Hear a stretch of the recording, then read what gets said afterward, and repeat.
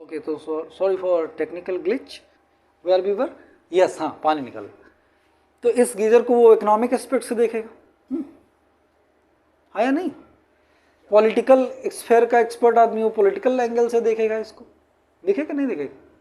ये तो एक नेचुरल फिनोमेना है। ऐसे सोशल फिनोमेना कोई भी हो सकती, सोशल फिनोमेना कोई भी हो सकती है। उसमें भी कई बार हम क्या कहते हैं, डिसीजन बड़े आसानी से ले लेते हैं। जैसे कई बार आपने देखा होगा, कई बार ऐसी स्थितियाँ हो जाती हैं कि गांव में अगर आपने देख लिया कि कोई बच्चा जो है अपने पेरेंट्स को गाली दे रहा है, तो यह असाधारण घटना है, इसका एक्सप्लेनेशन डिमांड करेगा, आपका दिमाग ही डिमांड करेगा कि हाँ ये तो बहुत ही रिवर्सल है संस्कारों का। कोई 1 मिनट के लिए तुरंत कंक्लूड करेगा कि नहीं बच्चा गैर संस्कारिक है, कर लेगा नहीं कर लेगा? कोई बोलेगा नहीं, कोई बोलेगा बच्चा गैर संस्कारिक है, कोई बोलेगा नहीं ये पक्का कुछ नशा करता होगा, नशेड़ी है इसलिए ऐसा कह रहा होगा। कुछ बोल रहा होगा कि कुछ ऐसे लोग भी मिलेंगे, बोलेंगे नहीं पेरेंट्स भी इसके ऐसे लायक हैं इसलिए ऐसा कर रहा होगा, है नहीं? कोई व्यक्ति ऐसे धीरे से पास करेगा, दूसरे धीरे से पास करेगा उसके बगल से, और उसी इवेंट को देख रहा है। समझदार बूढ़ा गांव का एक बुजुर्ग व्यक्ति को गुजर रहा है, वो वृद्ध आदमी, उसके पास फॉर्मल एजुकेशन नहीं, बड़ी डिग्री उग्री नहीं, फॉर्मल एजुकेशन नहीं, एक्सपीरियंस पर्सन है, एक्सपीरियंस पर्सन। उसी झगड़े को आप स्नातक होके गए हैं आप इंजीनियरिंग करके, और आप ऐसे इस तरीके से बोलेंगे कि नहीं ये तो संस्कार नहीं है इसके, उसके पेरेंट्स ने संस्कार नहीं सिखाया। कोई बोलेगा अच्छा स्कूल अटेंड नहीं किया, हाँ, कोई बोलेगा नशा करता है, कोई बोलेगा कि भोलेनाथ की कृपा, ऐसे करके बोलेंगे तमाम सारे लोग।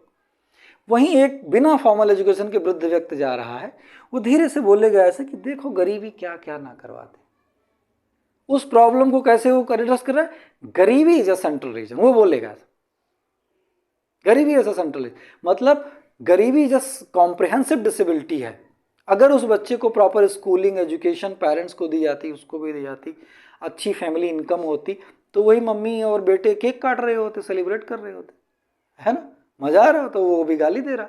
हम उसमें ये देखने का तरीका, कोई आदमी ऐसा भी हो सकता है उसको संस्कारहीन मान के पहुंच के सीधा 2-4 अपना जो भी है साफ कर लिया हाथ, है ना, वो उसकी जो इंस्टेंट रेमेडी हो गई, वो भी बैठ गया कि मैंने बहुत धार्मिक कार्य किया।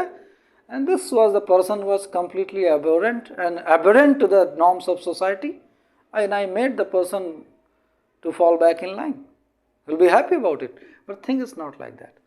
तो ये जरूरी है कि अगर आप समाज में बहुत ही रिस्पॉन्सिबल समझदार व्यक्त करना चाहते हैं, तो मल्टी डिसिप्लिनरी अप्रोच, अंतर्वैषयिक अध्ययन।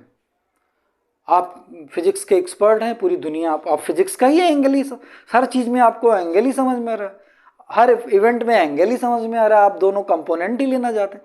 हर घटना के अलग भी social dimensions, philosophical dimensions, economic dimension, ये सभी तो समझना सीखेंगे। जैसे किसी भी घटना को, अभी जितनी बातें मैं कह रहा हूं यहाँ पे, अगर इस पर फिलोसॉफिकल डायमेंशनल एनालिसिस की जाए, इसकी फिलोसॉफिकल डायमेंशन लेवल की एनालिसिस की जाए, मेरी सारी बातें गलत हो जाए।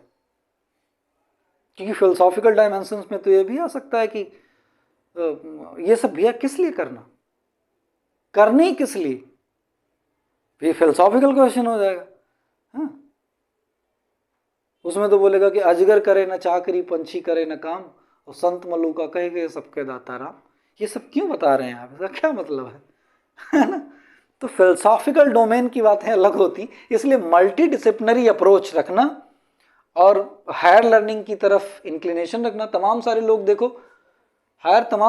देखो कि उसमें जो सीनियर लेवल पे होते हैं या काम कर रहे हैं, ब्यूरोक्रेटिक सर्विस में है, बिजनेस में है, कोई और काम कर रहे, पढ़ना बंद नहीं करते वो लोग, पढ़ना बंद नहीं करते। क्यों?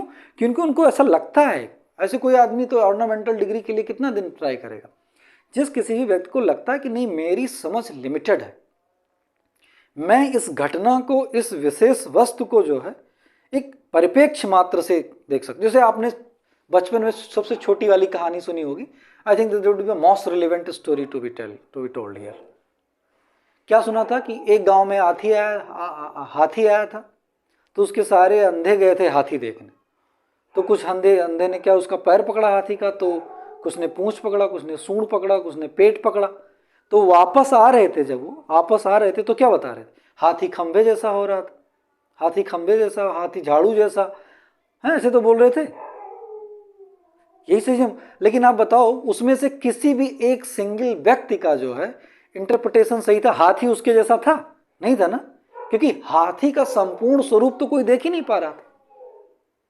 ज्ञान के भी क्षेत्र में ऐसे ही, इसीलिए बोला जा रहा है तमाम सारी कहावतें इन सिद्धांतों पे प्रचलित है, आधा अधूरा ज्ञान बहुत ही खतरनाक होता है। तो हमेशा जो है किसी भी इवेंट को हर तरीके से, अब हाथी उसमें कैसे पता चलता? जो व्यक्ति कंप्लीटली एक शेप में देख सकता, दोनों आंखें उसकी बैलेंस होती और वो देख सकता कहाँ दिस इज हाथी, तब उसका वो परसेप्शन। अब कोई व्यक्ति सब कुछ समझता है, उसने पूरी हाथी देखी है, और आप लोग ऐसी चर्चा कर रहे हैं कि हाथी ऐसे होती है, हाथी झुंड जैसी होती है, झाड़ू जैसी होती, हंसेगा नहीं हंसेगा। तो ज़्यादातर जो समाज में कोलाहल और विरोधाभास और जो है पैंडेमोनियम और डिसएग्रीमेंट चर्चा, ये सब जो चीज़ें हैं वो उसका मैक्सिमम टाइम पे, there are other reasons, I will not be reductionist approach नहीं करूँगा मैं, उसमें से सबसे बड़ा जो रीज़न है वो ये है कि लोगों का किसी भी विषय वस्तु पे सम्यक दृष्टिकोण ना हो पाना। सम्यक दृष्टिकोण जिसको बोलते हैं कई बार कॉमन लैंग्वेज में, ठीक है। अगर मैं बहुत बड़ा एक्सपर्ट हूं और मैंने बोल दिया कि no this is completely due to this, only due to this approach is called as approach of reductionism, reductionist approach. ये बहुत ज़्यादा वैलिड और बहुत ज़्यादा एक्सेप्टेड अप्रोच नहीं होता। Reductionism at least in guests which are originally multidisciplinary problems, however reductionism could give you answer until it is not in a reference to the multidisciplinary angle। है बात? तो इसलिए जो है कभी भी आप इन किसी भी क्षेत्र में आप रखिए, हाँ इस क्षेत्र में रखिए, कभी भी दिक्कत नहीं होगी आपको। और इवन अगर आप पोजीशन पावर पोस्ट के लिए परेशान हैं कि नहीं हमें ये नहीं मिलेगी वो नहीं मिलेगी, तो मैं तो कहता हूँ कि भारतीय संविधान के सर्वोच्च पद में राष्ट्रपति और गवर्नर के जैसे पद के एलिजिबिलिटी में एजुकेशनल क्वालिफिकेशन में क्या लिखा? उसमें ऐसा कुछ लिखा है कि नहीं the man should be JEE, NEET, IAS, IPS, NET, GATE, JRF, JAM, ऐसा कुछ लिखा? कोई एंट्रेंस एग्जाम लिखा? कुछ नहीं लिखा। उसमें क्या लिखा है? Man excelled in any endeavour, even the highest prize की लैंग्वेज यही है, भारत रत्न।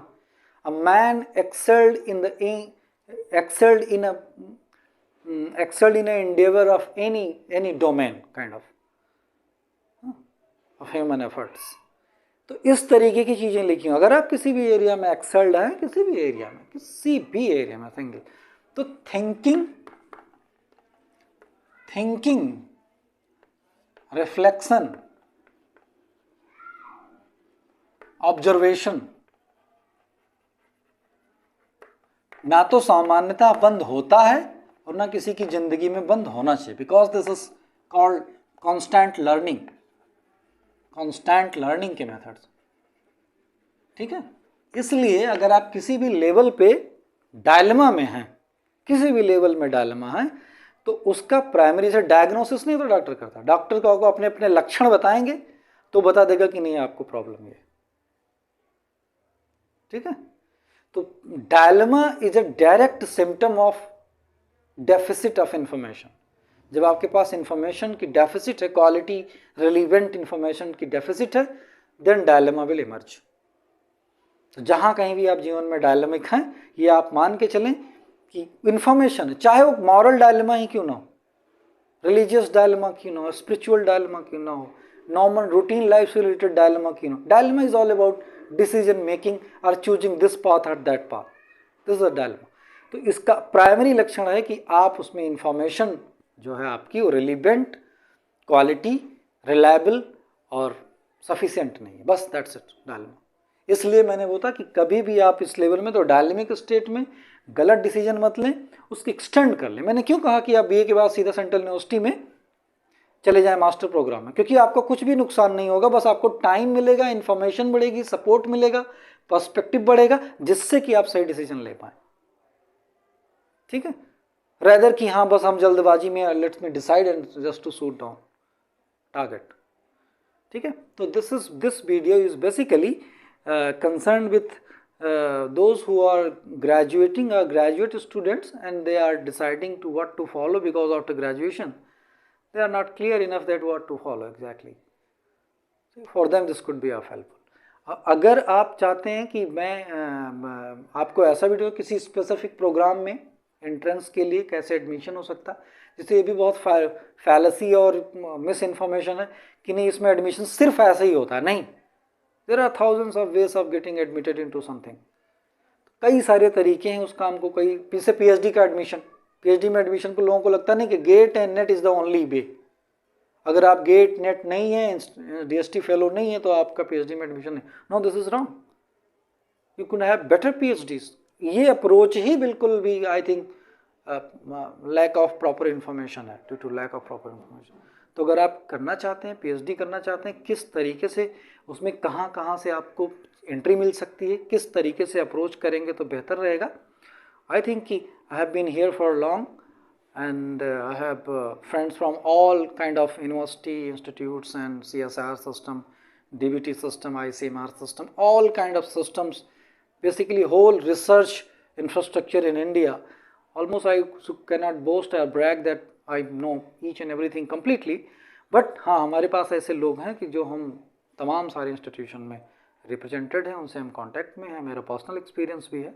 I think if I advise you just like an elder, not an expert, so that would not be wrong. ठीक है? And elders advice at my level, I think could be useful for you. तो अगर आप ये चाहते हैं कि मैं PhD में एडमिशन कैसे लें, उसका अप्रोच कैसा होना है, कौन से एरियाज में काम करना आज के लिए बेहतर रहेगा, जॉब अपॉर्चुनिटीज़ किस में ज़्यादा अवेलेबल हैं, तो कमेंट्स में आप लिखें, चैनल को सब्सक्राइब कर लें और हम उसमें नेक्स्ट वीडियो में आपको बताएं. Thank you.